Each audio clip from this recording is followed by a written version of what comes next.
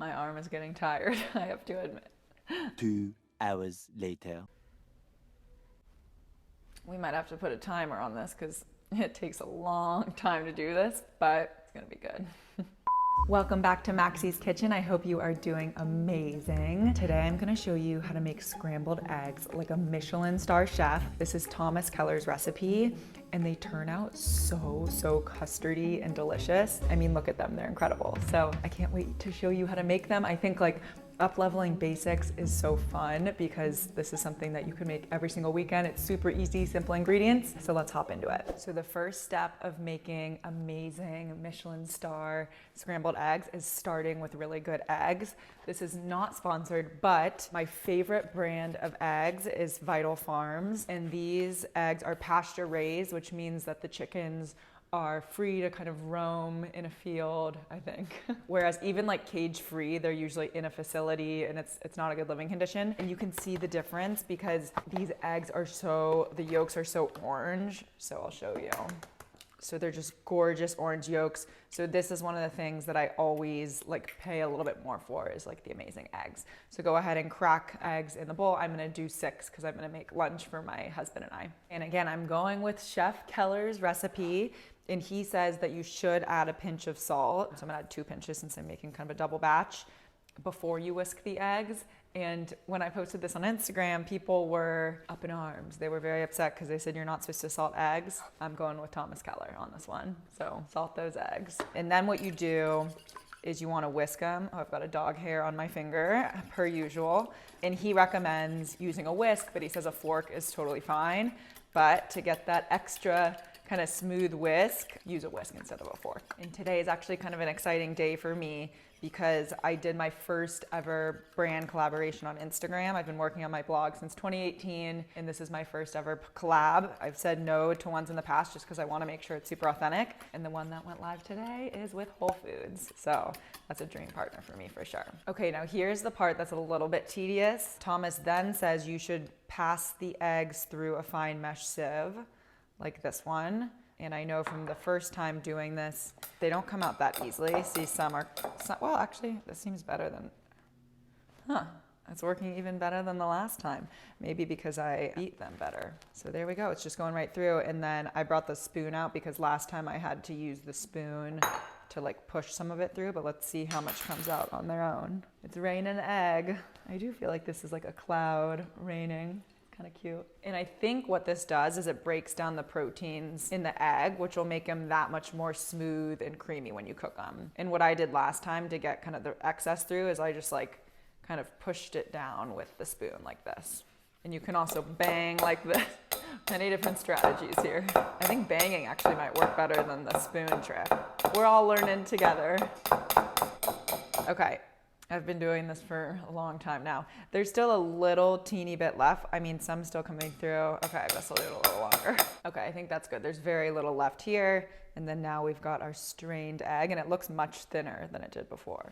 Welcome to the stove area. Thanks for joining in. So here's a really important kind of element of making these custardy scrambled eggs. The heat needs to be low or else the eggs will kind of cook super fast and that's when they get kind of rubbery. So I'm preheating the pan over low heat. And this is gonna be a very kind of slow and low process. And that's how we're gonna get that really custardy finish. Now we're gonna add some butter. Thomas Keller recommends a tablespoon of butter per 3 eggs. So since I'm doing 6 eggs, I'm doing 2 tablespoons of butter and we'll just get the butter kind of evenly coated in the pan. Now that our butter is melted, we are going to add our eggs. And so now what we're gonna do is using a rubber spatula, Thomas Keller specifically said use a rubber spatula, just continue kind of moving the eggs around.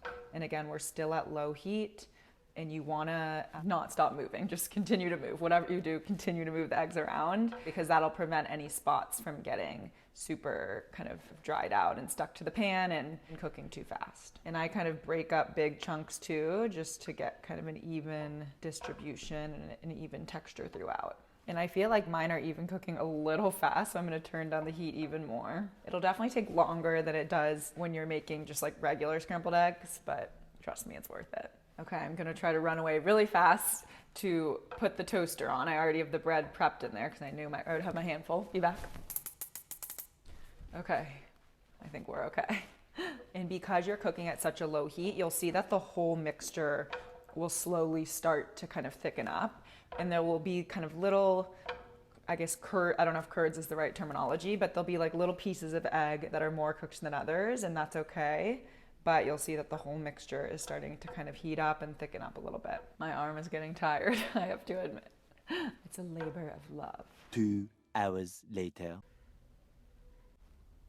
We might have to put a timer on this because it takes a long time to do this, but it's gonna be good. And I am actually letting it sit for some moments at a time. I know in the beginning I said to stir it constantly, but I do think you need to let parts of it firm up when the heat is so low. So I'm letting it sit for like just a few seconds at a time, and then you're getting a little bit of that chunkiness. We're getting close. I think I can. We're very close. They're beautiful and custardy.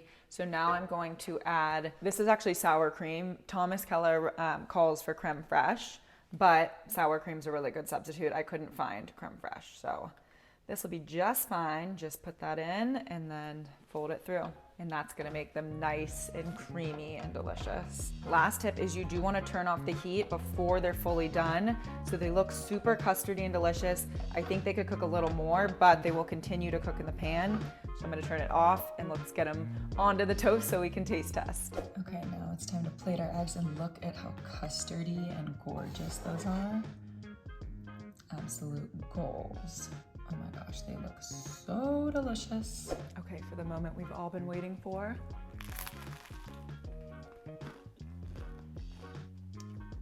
Wow, so buttery, custardy, and delicious. You're honestly gonna be so shocked by how delicious they are. Like, I feel like I've never had scrambled eggs like this. They're so, so special, and I know it does take a little bit more time to make them, but it's really, really worth it. So thank you so much for watching the video. I appreciate you. I'm sending you so much love. Like and subscribe. Let me know if you have any requests. I'm always looking for new ideas, and I really hope you make these eggs because they are fantastic.